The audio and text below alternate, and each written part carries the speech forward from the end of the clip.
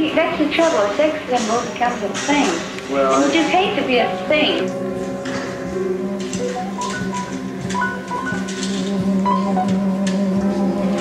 And actually, if I'm going to be a symbol of something, I'd rather have it sex than some other thing they got symbols of.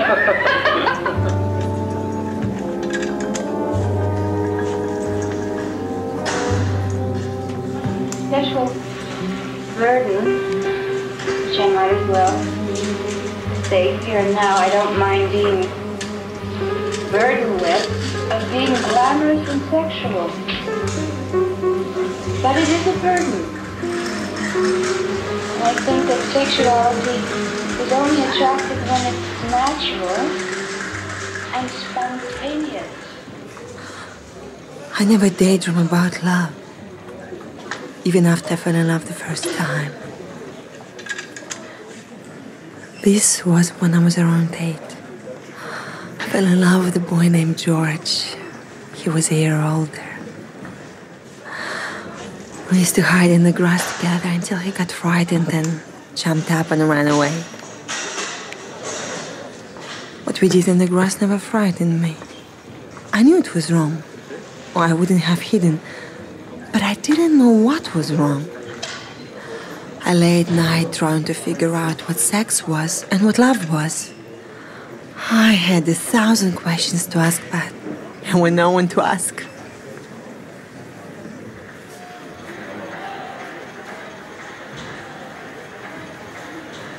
Besides, I knew that people only told lies to children. Lies about everything from soup to Santa Claus. Then one day, I found out about love without asking any questions. I was almost 9 and I lived with a family who had rented a room to a man named Kimmel. Mr. Kimmel, Mr. Kimmel, Mr. Kimmel, Mr. Kimmel, Mr. Kimmel, Mr. Kimmel.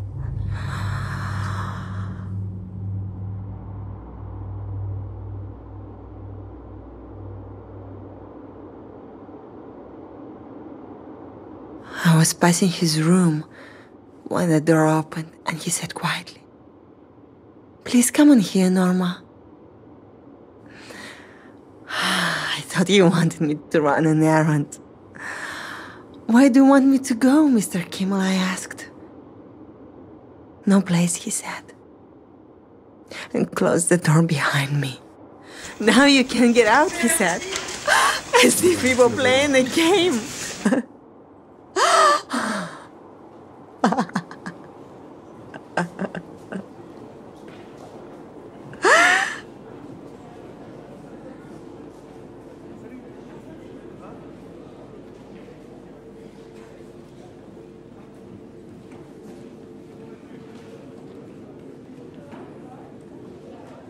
I stood there, staring at him.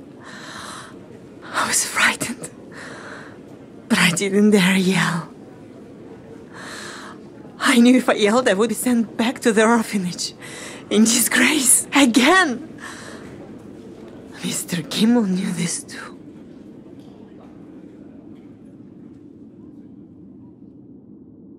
When he put his arms around me, I kicked and fought as hard as I could, but I didn't make any sound.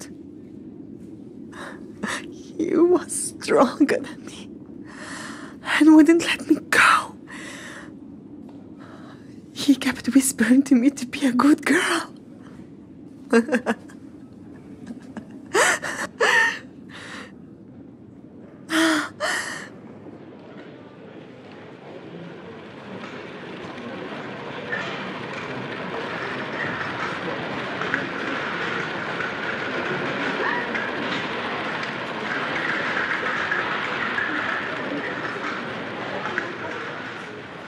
When he opened the door and let me out, I ran to tell my aunt what Mr. Kimmel has done.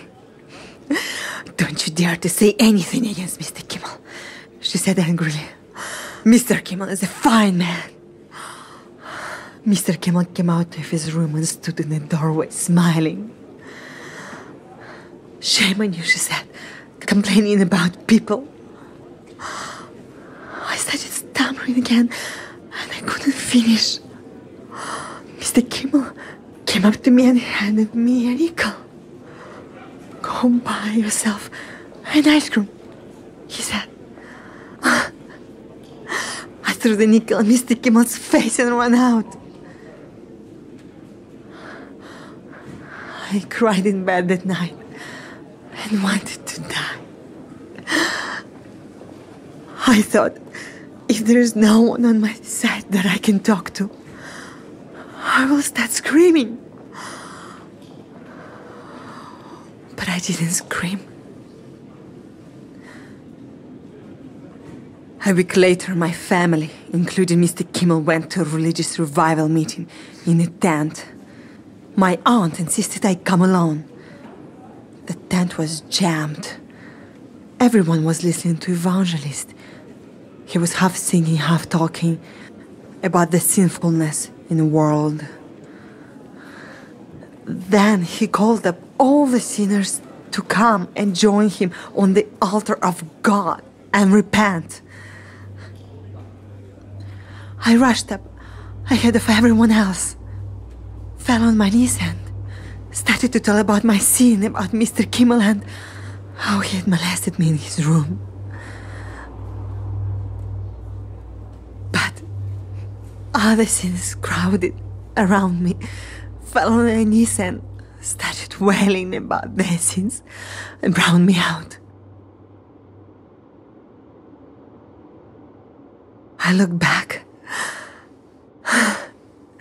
and I saw Mr. Kimmel standing among the non-sinners, praying loudly and devoutly for God to forgive the sins of others.